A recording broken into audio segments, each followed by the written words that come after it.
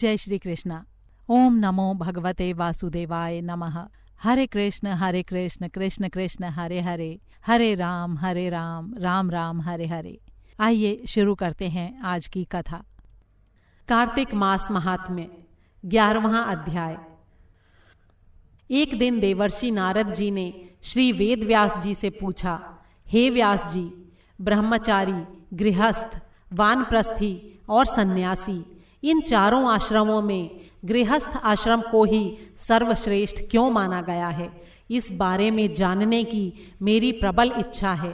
तब व्यास जी ने कहा, हे नारद, जैसे समस्त नदियां समुद्र में जाकर आश्रय पाती हैं और सभी जीव माता का आश्रय पाकर जीवित रहते हैं, उसी प्रकार भिक्षुक, ब्रह्मचारी, सन्यासी, विद्यार्थी, गुरु पूजक तथा यात्री, ये 6 जीविका रहित होने पर भी गृहस्थों का ही आश्रय पाते हैं।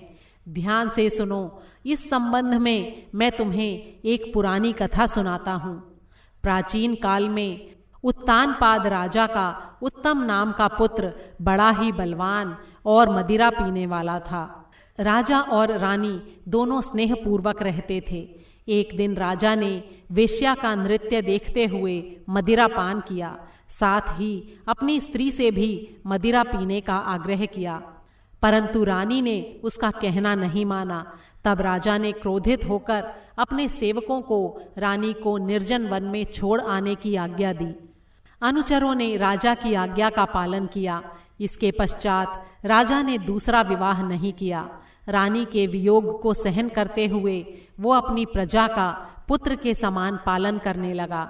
एक दिन एक ब्राह्मण ने राजा उत्तानपाद के समीप आकर निवेदन किया, हे राजन, मेरी स्त्री का किसी ने अपहरण कर लिया है, इस कारण मैं बहुत ही दुखी हूँ। कृपया आप मेरी पत्नी को तलाश करवाकर मुझे वापस दिलाने की व्यवस्था करें। राजा ने कहा, हे ब्राह्मण महाराज, मुझे नहीं मालूम कि आपकी स्त्री को कौन, किधर और कहाँ ले गया है। ऐसी स्थिति में मैं उसे ढूंढकर कैसे ला सकता हूँ। ये सुनकर ब्राह्मण बोला, हे राजन, 6ठा भाग कर के रूप में प्राप्त करने के कारण आप सारी प्रजा के रक्षक हैं। मेरी स्त्री अपने घर में सो रही थी, वहाँ से उसे कोई हर कर ले गया है, इसलिए ये आपका कर्तव्य है कि आप उसे कहीं से भी ढूंढ कर लाएं। राजा ने कहा, हे विप्र, मैंने आपकी स्त्री को कभी नहीं देखा है और ना ही मैं ये जानता हूँ कि वो कैसे रंग रूप और स्वभाव वाली है, तब मैं उसे कैसे खोज सकता हूँ। ये सुनकर ब्राह्मण बोला, यद्यपि वो कर्कश स्वभाव की है, कठोर वचन बोलने वाली, काले रंग की और कुरूप है, लेकिन मैं फिर भी उसकी निंदा नहीं करता, क्योंकि वो मेरी पत्नी अर्थात अर्धांगिनी है।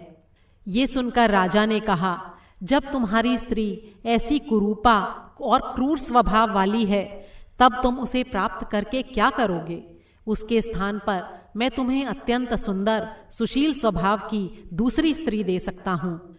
ब्राह्मण ने कहा, हे राजन, मेरी पत्नी मेरे धर्म और कर्म की अर्धांगिनी है, इसलिए उसकी रक्षा करना मेरा परम धर्म है।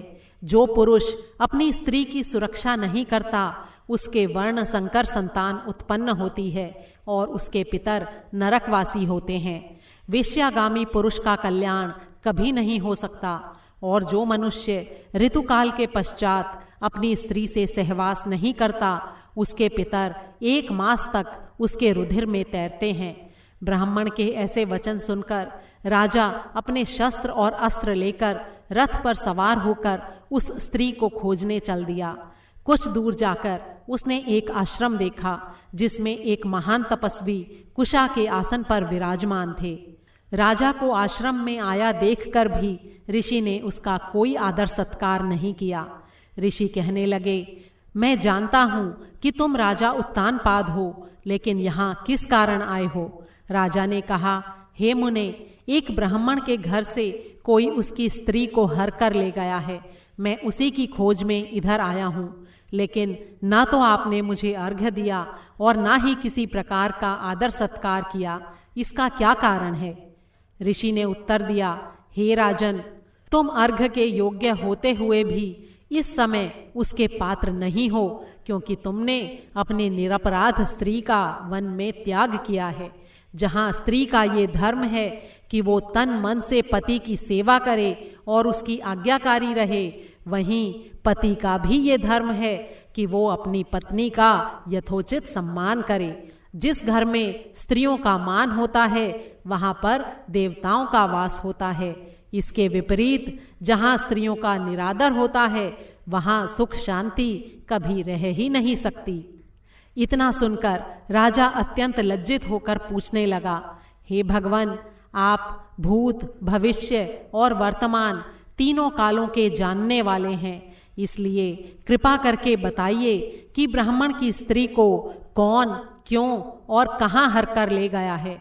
तब ऋषि ने ध्यान लगाकर देखा और कहा, हे राजन, अदिति का पुत्र वलाक नाम का राक्षस उस ब्राह्मणी को हरकर उत्पला वर्त वन में ले गया है।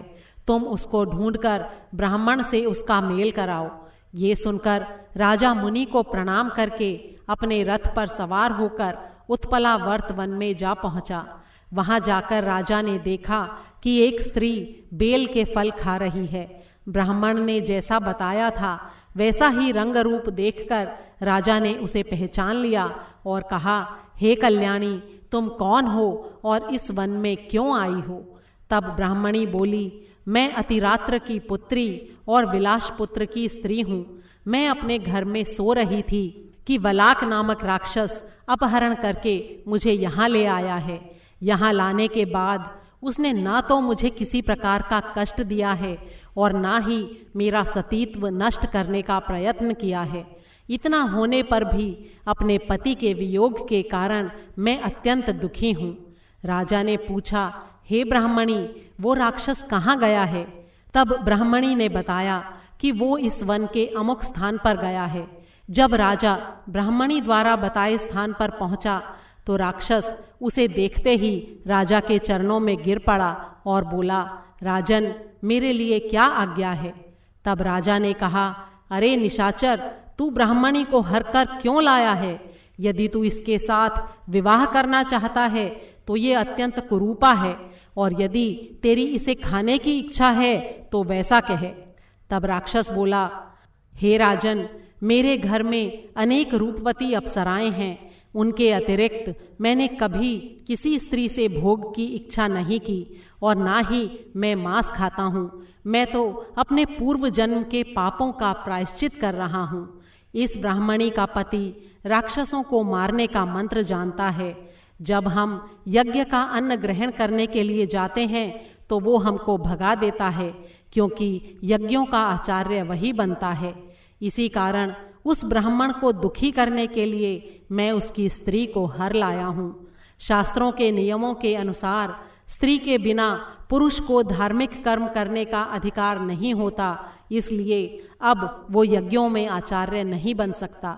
राक्षस के ये वचन सुनकर राजा ने विचार किया कि ये भी परोक्ष रूप से मेरी ही निंदा कर रहा है। मुनि ने भी स्त्री का त्याग करने के कारण मुझे अर्घ्य के योग्य नहीं माना। तभी राजा को विचार मग्न देखकर राक्षस कहने लगा, हे राजन, मैं आपकी हर आज्ञा का पालन करूंगा। आप जैसा चाहें मुझे आज्ञा दीजिए। इतना कहकर वो हाथ जोड़कर खड़ा हो गया। तब राजा ने कहा, हे निशाचर, तुम इस ब्राह्मणी को इसके घर पहुंचा दो और उसके बाद जब भी मैं याद करूं तुम मेरे पास आ जाना। इतना सुनते ही वो राक्षस ब्राह्मणी को लेकर उसके घर छोड़ने चला गया। इसके बाद राजा विचारने लगा कि मैंने अपनी निर्दोष पत्नी को घर से निकाला है, इसलिए अब मैं कौन सा ऐसा पुण्य कर्म करूं जिससे मुझे इस पाप से छुटकारा मिल जाए। तब राजा ने फिर से उन्हीं मुनि के पास जाकर उनसे इसका उपाय पूछा। मुनि ने कहा, हे राजन, पुरुष के लिए स्त्री धर्म, अर्थ, काम और मोक्ष सभी कुछ देने वाली है।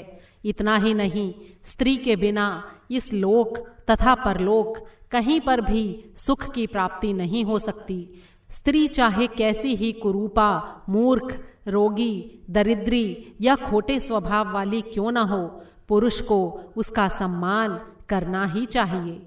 पश्चाताप करते हुए राजा ने कहा, हे मुनि, मैंने अपनी निर्दोष पतिव्रता स्त्री को त्याग दिया है, इसलिए अब मैं क्या करूं, आप ही मुझे मार्ग सुझाइए। मुनि ने कहा, हे राजन, तुम्हारी स्त्री को अकेली वन में घूमते हुए देखकर शतापात नाम का नाग उसे पाताल लोक में ले गया है। उस नाग की नंदा नाम की एक कन्या है जिसने उसको घर में छिपा रखा है। ये सुनकर राजा वहां से अपने घर आया तो ब्राह्मण को स्त्री सहित अपने घर में देखकर अत्यंत प्रसन्न हुआ। इसके बाद राजा ने ज्यों ही वलाक राक्षस को याद किया, वो तुरंत उपस्थित हो गया। तब राजा ने उसे पाताल लोक से अपनी स्त्री को लाने का आदेश दिया। आज्ञा मिलते ही वलाक पाताल लोक गया और वहां से राजा की स्त्री को लाकर उसे सौंप दिया। इसके बाद राजा और रानी स्नेहपूर्वक रहने लगे। अंत में नारद जी ने कहा, हे राजा पृथु, ये गृहस्थ आश्रम का महात्म्य हमने तुमको विस्तार पूर्वक सुनाया, अब और क्या सुनना चाहते हो सो कहो। बोल श्री विष्णु भगवान की जय। 11वां अध्याय समाप्त हुआ।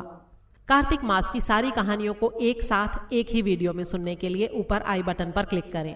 कार्तिक के महीने में विशेष फल देने वाली माँ लक्ष्मी जी की कहानी और विष्णु सहस्त्र नाम सुनने के लिए भी ऊपर आई बटन पर क्लिक करें।